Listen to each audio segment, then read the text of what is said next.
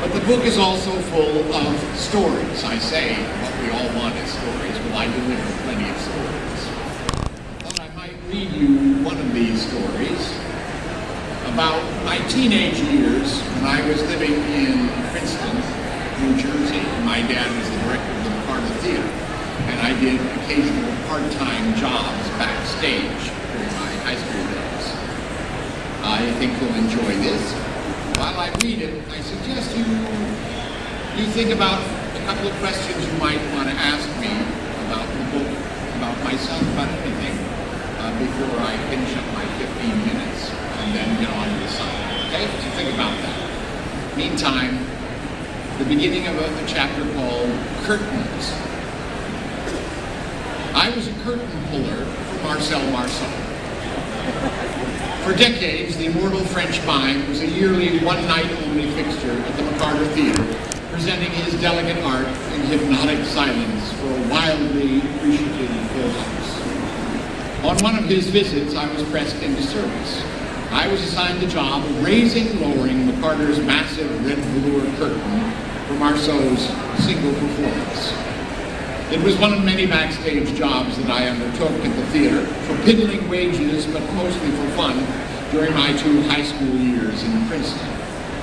At various times, I had run lights, painted sets, fashioned lobby displays, and operated the fly lines that hoisted flats and set pieces up and down. But pulling the curtain for the great Marcel Marceau was the best gig of all. I was humbled by the honor. In those days, Marceau was a one-of-a-kind Gallic superstar. His slight frame and unique persona recognizable everywhere. In performance, his face was painted stark white, with his mouth, eyes, and eyebrows delicately outlined in red and black.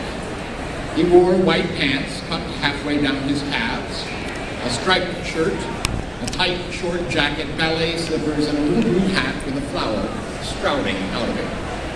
In this emblematic costume, he performed a show that was simplicity itself.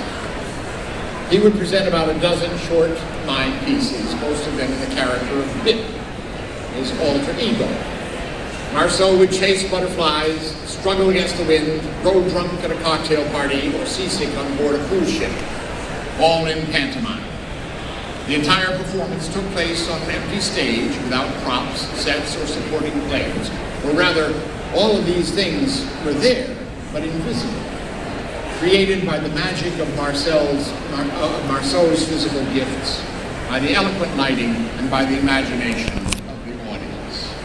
Clearly, the rise and fall of the curtain is also pretty damn important. On the day of Marceau's performance, I watched worshipfully from backstage, all through his afternoon technical rehearsal. Although he had been through the drill 1,000 times over the years, his preparation was exhaustive and precise. When it came time to rehearse the curtain call, his stage manager instructed me in broken English to raise and lower the curtain in a steady rhythm as Marceau took several bows. This was known as bouncing the curtain, and it required that I quickly master a complex new skill. In the wings, I stood in front of 2 thick ropes. I would pull on one of the ropes to ring down the curtain while the other rope shot up in the opposite direction. When the curtain was almost down, I would grab the second rope and allow it to lift me 4 feet off the ground. At this point, my counterbalancing weight would reverse the direction of the 2 ropes. I would drop back down to the floor, then pull on the second rope with all my might. The curtain would bounce, barely touching the stage, and gracefully rising up again. For Marcel Marceau, I was to repeat this maneuver 10 times. 5 times up, and 5 times down. It was a tricky business, demanding enormous effort and split-second timing, but by the end of the tech rehearsal, I had mastered it. The evening performance was sensational. Each of the mimed mini-dramas was greeted with clamorous adulation. I and the entire McCarter crew performed our backstage tasks with self-assurance and a sure hand. Marceau had craftily saved his best material for last, and in the final moments of his performance, the audience was completely transported I'd never heard such an ovation. Then came the curtain call. I brought the curtain down on the field. After a poetic pause, I switched ropes and pulled it back up again. I switched again, ready to bounce the curtain. The second rope hoisted me high off the ground. The curtain reversed course and came back down.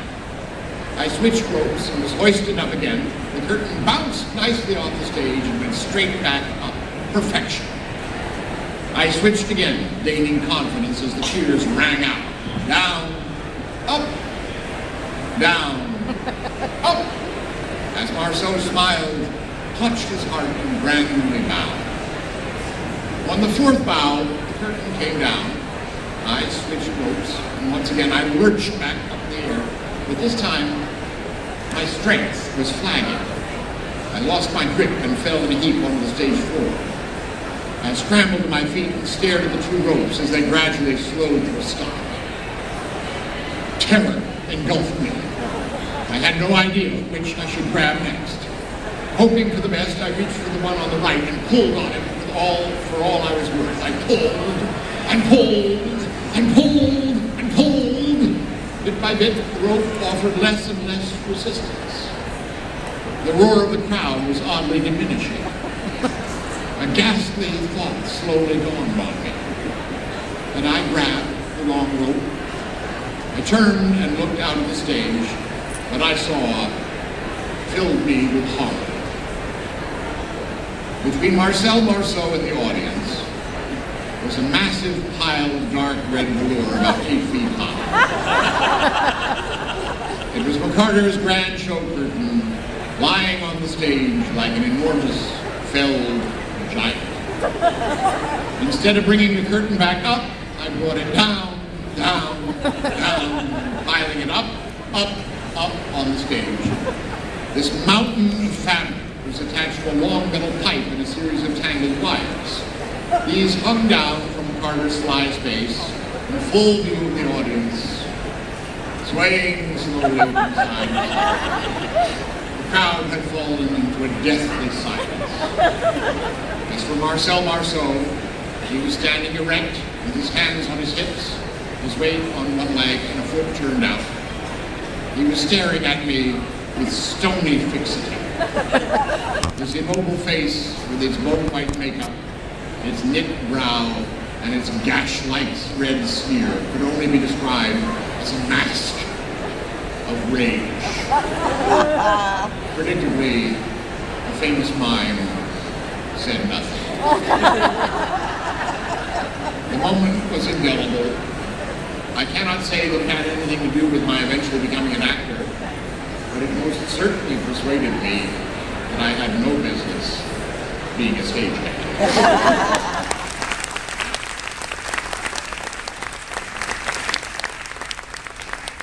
That's just one of a string of pearls. It's basically a book of short stories. But they're all short stories about me. Not all of them are funny. Some of them are extremely painful. Because ask any actor, becoming an actor is a painful process. Staying an actor is a painful process. But it's a glorious one. The book is about all of its pain, all of its glories. I feel like I'm doing a terrible sales job. But I'm very eager for you to share this book. I've never put my own thoughts, opinions, and convictions down in black and white. Basically, I've never taken responsibility for the words I've spoken and allowed other people to write for me. This is a first for me. I hope you'll enjoy it.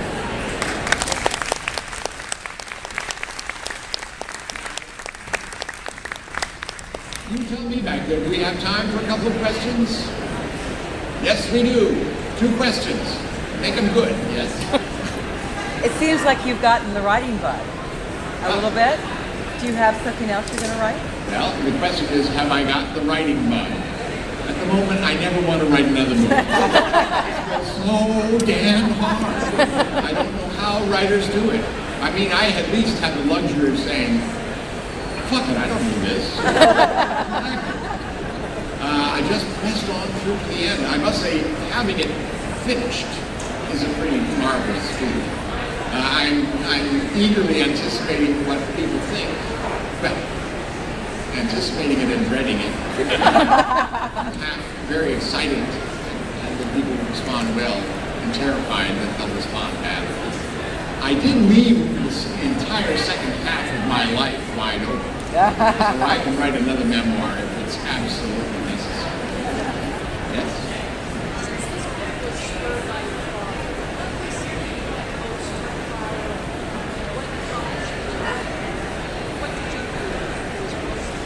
This is a very nice question. She asked, since so much of the book is about my dad, what was he most proud of what I did? He was full of pride. And I have sons myself. I know the feeling. You're so relieved when things go well. There is a passage in the book that describes the moment when I told my father that I was going to audition for a Fulbright grant to go over and study acting in England. That in fact I was going to be an actor. And even though my father had grown up in my father's theaters, he hired me like 4 times. I worked with him, I'd acted with him, I'd shared dressing rooms, and I'd shared the life with him. Notwithstanding all of that, he was taken completely by surprise when I said that I wanted to be an actor, and he was devastated.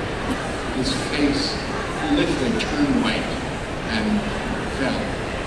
And it was that moment when as I describe it, both of us had equally misread each other.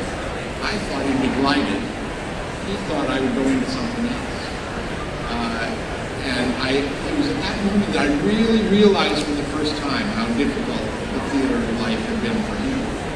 I'd only seen the fun of it. To me, all of his theater festivals were like a circus with him as the insouciant ringmaster. That was the moment when I saw it had been a terribly hard profession. And he shared with me in halting language why the acting profession is so hard. The fact that I went into it in spite of his anxieties and actually succeeded. He did everything. I'm dying for you to read the book. It's so much about the arc of our relationship, but also the arc of his life. One very poignant thing between my father and me is just the moment when I took off like a rocket. I opened my Broadway debut on March 7th, 1973, and on March 25th, 2 weeks later, I won a Tony Award. I was on my way. At just that moment in my life, he suffered a terrible professional setback, and from that moment on, his career was in decline. It's a very, very difficult thing. And yet, I have to say, I never felt anything but joy from him and pride at whatever I accomplished in the business. The book, in many senses, is a tribute to him, a memorial to him, and it gives me great pleasure to sort of toot his horn for people who have never heard of it, because he was quite a marvelous man of the theater, and a real pioneer of the American and regional theater.